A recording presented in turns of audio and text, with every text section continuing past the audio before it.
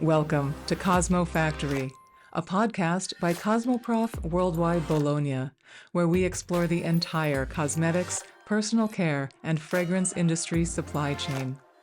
I'm your host, Deanna Utrusky, and here at CosmoFactory, we look beyond the trends to discover the ideas, initiatives, and innovations that are truly advancing beauty. Let's get started. This episode is about the art of fragrance and how perfume can reflect and construct identity. It's about the U.S. consumer mindset, about individualism, invisibility, and social relevance. It's about fragrance consumer expectations, product performance, and the details that determine value. On today's episode of the CosmoFactory podcast, I am joined by Miranda Gordon, Chief Creative Marketing Officer at Punk Champaign. Miranda, welcome to CosmoFactory. Deanna, thank you for having me. I'm delighted to be here. You're welcome. And I'm so glad that you and I are talking today because here on CosmoFactory, we have had several conversations about the business of fragrance, about the science and development of fragrance, but you have a very particular outlook on the category. And what I mean when I say that is that your professional experience in combination with what I would describe as a very genuine curiosity and sense for analysis makes your contribution to the industry quite distinctive. If you would just start off by telling us about your background and what you're doing now in fragrance, I think we'll have a fuller sense of your perspective on the topic. I have been in this beautiful, fabulous, exciting, glamorous industry of fragrance for almost 30 years now. I started out on the client side in new product development at Avon products in the 90s, then subsequently discovered the exciting world of fragrance houses. I have worked for three of the biggest fragrance houses, and for the last 3 years have been running Punk Champaign. My business partner and I are running a multi-sensory marketing and revenue growth consultancy, and we are focusing on the intersection between fine art and music and fragrance and flavors and retail. The reason I wanted to engage with you today and with Cosmoprof is because we've been taking really a cultural anthropology approach to understanding how consumers are interacting specifically with fragrance. And the reason to lean into cultural anthropology is that there's some real limitations to what consumer insights can drag out of people, either in a focus group setting or an online survey. Consumers are very challenged to talk comfortably about fragrance. Unless they are very engaged, very educated consumers, they tend not to be confident in what they're saying about fragrance, and they have a difficult time expressing their feelings and the underlying meanings behind what they're doing when they consume fragrance. Cultural anthropology attempts to find the underlying meanings, the underlying belief systems and rituals built into a culture, and I'm talking specifically American culture. We tend not to be aware of our underlying belief systems and rituals. It's like an invisible scaffolding, and all of consumer culture is draped over it. And so, as an American, I have to struggle to see the water in which we all are swimming as fish, right? And the goal is to look at the language that people use when they talk about fragrance, to use the metaphors that they use when talking about fragrance, to unveil what's really going on behind consumption. Sure. So that's what we're going to do today. That's a lot. It reminds me that this part of your work in particular really involves the exploration of what consumers expect from a fragrance and why. I'm hoping you can talk about some of what you've discovered. Americans construct identity in different ways than Europeans do. In the US, we believe that you can become whoever you decide to be. That identity is something that you build and something you construct and something you maintain. Americans use a lot of language around kind of the search for self or the discovery of self. We're sort of a construction project that's never really finished. and contrast that with, say, consumers in France or in Italy, European identity in general feels more like something you inhabit than something that you have to build. It is less a project and more a position you sort of occupy in society, and you can cultivate your taste or you can refine your sensibility. But Europeans don't have this urgent self-improvement project approach that Americans tend to have. The self isn't broken; it doesn't need fixing. Whereas in the U.S., we are always talking about constructing ourselves. We use phrases like we talk about our personal brand, putting your best self, doing the work, your elevator pitch. Fragrance is part of, like all consumer goods, like fashion in particular, or like color cosmetics or personal care, is part of identity infrastructure. It's how we tell the world who we are and how we reinforce to ourselves who we believe that we are. And Americans are much more likely than Europeans to feel that we should choose everything about ourselves kind of from scratch. That is both liberating and also exhausting. This link between someone's identity and fragrance that you're describing is not really a new concept in fragrance or perfume. For years, we've talked about the signature scent, right? Someone would consistently wear the same scent for years, even a lifetime. The idea being that this scent was unmistakably you.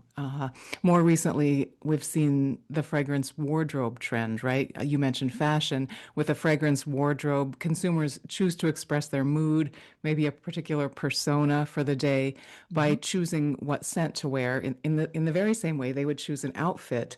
Um, can you say more about the understanding you've shared about identity and what that then means in terms of consumer expectations about fragrance? Sure. Americans are much more likely than other nationalities to have large collections of fragrance.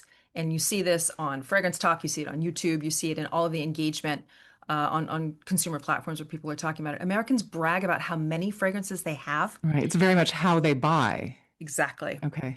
And a lot of that is the way that we as American marketers are talking to American consumers, right? Um, you'll have a Black Friday sale and where you can stock up on all of your whatever your fragrance mists or your candles or your personal care. Um, we are the kings and queens of the gift with purchase, right? Get people to buy more stuff. Americans collect things. And part of that has to do with the need to construct different identities and in different contexts. The US is a very diverse country, right? People come from all over the world. We our communities are very fluid. We move around a lot. We don't have a lot of shared understanding or history or unspoken rules in the same way that Europeans might have an awful lot of context clues about who you are and where you're from. They can place you right through your accent or your neighborhood or your family name or your style choices. There are lots of very understood, embedded, implicit messages about who you are. Whereas in the US, since we believe that we are constructing our identity, and since we move around a lot, and since we are coming together from all different cultures and different backgrounds, we need to explicitly communicate who we are. We are always potentially among people who can't read us, who don't know who we are and what we're about.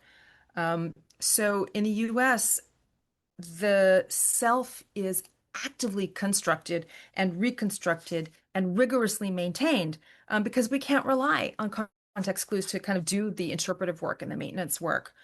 Um, Among I guess I Americans, want to jump in and ask, how then does the fragrance do that work? What's required of a fragrance for the consumer to feel that they're inhabiting a fuller identity, that they're sharing that information with their neighbor through scent? What's going on? part of why Americans wear fragrance is to get responses from other people, right? Oh, you smell good, or oh, I recognize what you're wearing. We are much more concerned with outer feedback from other people. than other countries are. Other nationalities will wear fragrance for themselves or to feel good, or because it's just part of a grooming ritual. Americans are much more likely to expect feedback from other people, or if they don't get it, to think that they've chosen the wrong fragrance. We're very, very concerned about conveying the wrong scent impression, right? We're concerned that we're wearing too much fragrance. We're concerned that we're not conveying good taste. Um, we're concerned that we smell cheap. Cheap is such a funny, funny word in fragrance research. I think very few regular consumers actually know what the cost of a perfume in the bottle is, right? What the value of those materials are. Some of the best-selling fragrances in this country are not made with the most costly ingredients. Um, what is popular and what is safe and what is loved is not consistently the same as what is, expensive in terms of ingredients. Um, Usually when we say that something smells cheap, what we're saying is, I don't like it. It doesn't smell like me, or it doesn't smell like my community of people. Americans use cheap to describe fragrance in much the same way. There was an anthropological study done about 20 years ago on college-age women, and women from different peer groups would describe other girls as slutty. And slutty had nothing to do with what these women were doing sexually or otherwise. It almost had nothing to do even with their apparel. What these girls were saying was, that's not me. Right. They're I'm othering. othering this other Yeah. group. Yeah. And Americans do that with cheap when we talk about fragrance. People who love youthful, juicy, fruity, sweet, and fluffy scents will describe something as cheap if it smells powdery or aldehydic or old lady-ish, when in fact what they're just responding to is it doesn't smell like something I would wear, right?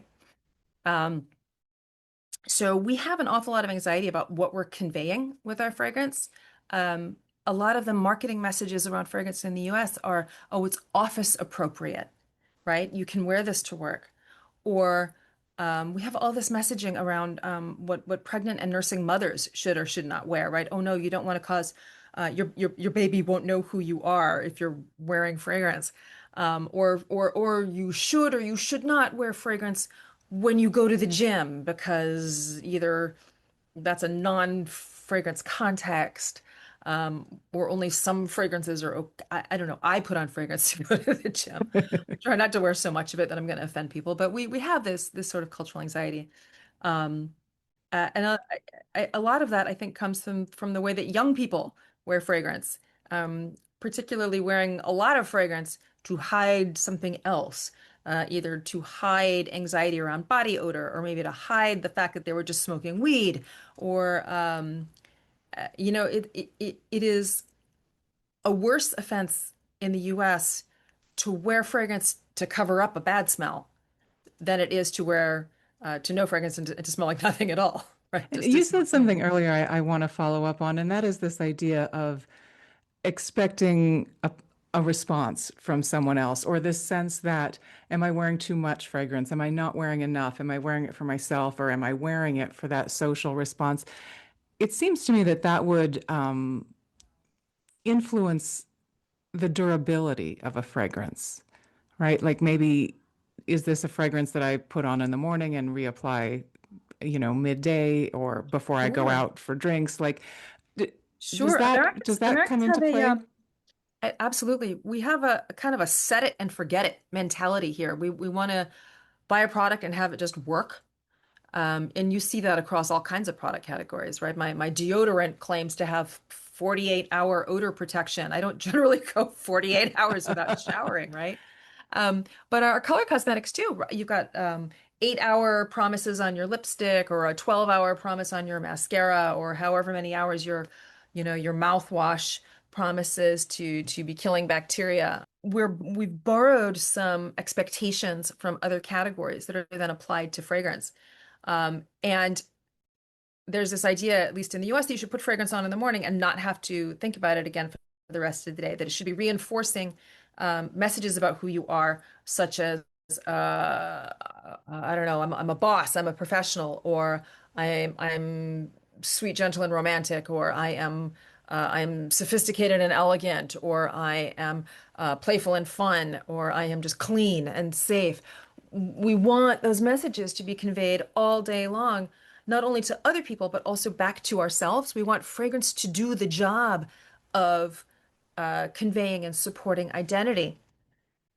That's Or interesting, sometimes, that reflexive piece of it, right? You're not just communicating outward, but it's a reminder to yourself. It's almost an inspiration to yourself.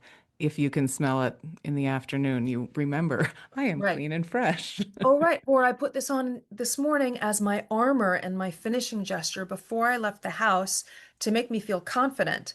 And if I smell it again, I should remind myself to stand up a little straighter or speak with a little more confidence in my voice.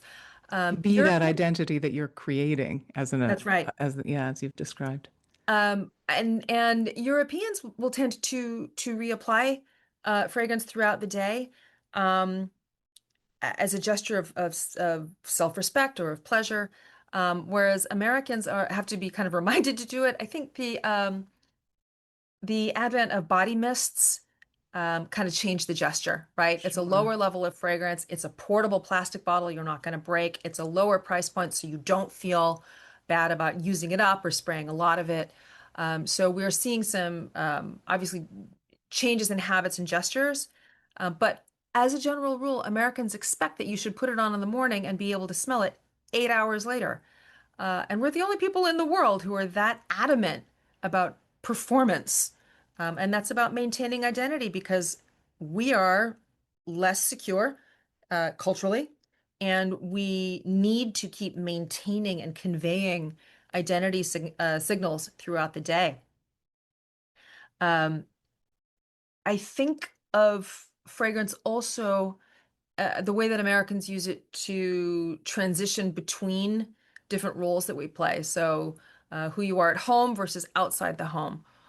Or when you leave work, you can change fragrances, whether you're going to the gym or out for the evening.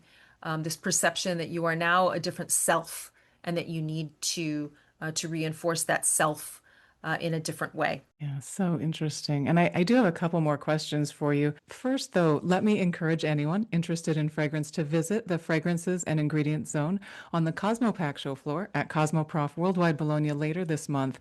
Of course, CosmoPack is where the cosmetic industry's entire supply chain shows up with the latest and most in-demand innovations and services. I will be there, and I hope if you work in our industry and you're listening now, that you'll be at CosmoPack as well. The next question that I have for you, Miranda, maybe adds some nuance to what we were saying just a moment ago. I'm curious if there's a way that we can see fragrance makers responding. Are brands starting to see that the consumer wants something maybe that's not in the market, and they are going to then create this for retail, or are there examples of where that's been done in the past that figure into this conversation? I think fragrance dupes have never been more relevant or more important to market growth and to consumer satisfaction than they are right now. And dupes are nothing new in fragrance, uh, nor in other categories. You know, the ancient Romans copied statues that were made by the ancient Greeks because there was only one original, and the act of copying something both taught new artisans how to work their craft, but also there was a lot of demand for dupes. And there's no shame in a dupe. You can go to the Metropolitan Museum on Fifth Avenue in New York City and see a statue of Aphrodite that is a Roman copy of a Greek original. Dupes actually reinforce different kinds of identity, and you can see this in I think Fragrance Talk and YouTube are probably the best places to see this in action. There are people who collect dupes and we'll tell you what they are. If you love this $400 fragrance, boy, have I got a list of alternatives for you. And the person conveying this information may feel smart, right? They may be saying, I'm clever. I'm saving money. I'm conveying to you my inside information that these fragrances are just as good, and you don't need to spend that much money, and position themselves as smart. Alternatively, someone talking about dupes um, might say, I'm a working mom. I've got to run a household. I'm thrifty. I'm not. I'm responsible, and I'm gonna intentionally funnel my income into my family, not into something that I don't need to spend this much money on.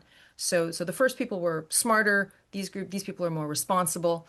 There are people who take delight in saying, "Hey, it's just as good. It's got the same notes.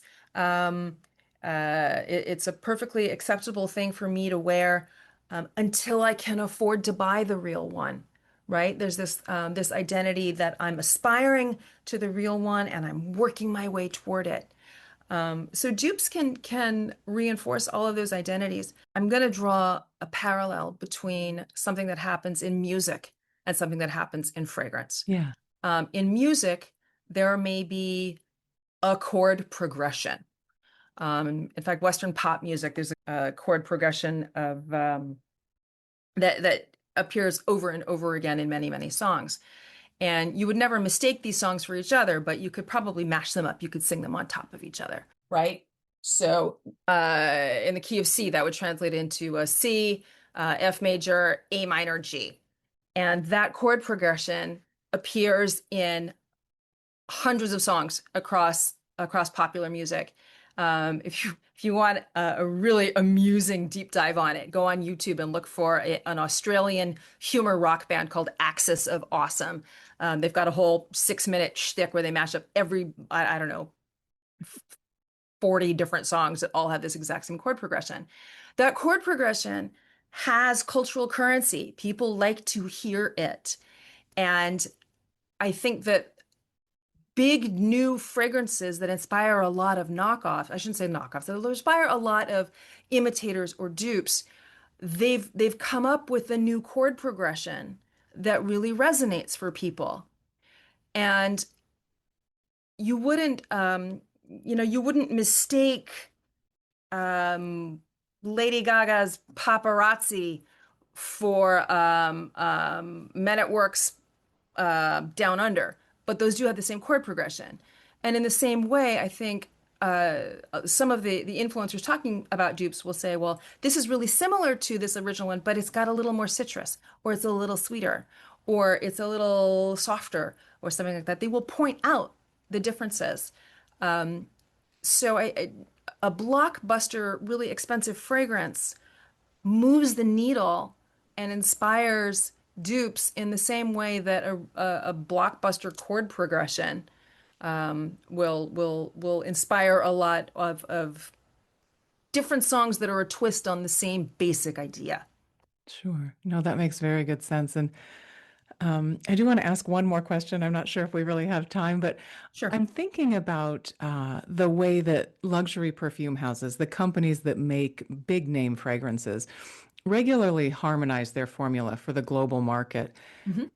But what you've been talking about are very regionally specific consumer expectations. I guess I'm wondering, do those consumer expectations that we've been discussing, are they going to impact then how fragrance is made and marketed around the world? What's interesting is if you look at the top selling fragrances in different countries, there we always have some regionality, right? Bath and Body Works fragrances in the US way outsell any true designer department store fragrance in units and in dollars. But if you go look at the top sellers in France, they're mostly French. Top sellers in Spain are mostly they're Spanish brands are like we have regional preferences, and some of that is olfactive. I think some of it is just national pride. And it may also be distribution, right? While there are some fragrances that are global successes and really top sellers, um, I don't think we will ever not have some regional differences. The US relative to Western Europe is very fruity and very sweet. And to some of my European colleagues, America tends to smell juvenile because that's how they interpret those notes. Um, I smell differences in construction between fragrances coming out of Western Europe and the US. So French fragrances in particular, relative to American scents, tend to be fragrances are more the French ones are more opaque, more compact. To make them American, you kind of got to pull them apart and let some air and some light come through them. You could take the exact same ingredients and just build it differently. Yes. Because in America, we like things that are opened up and sheared out and whatever, sparkling and aerated.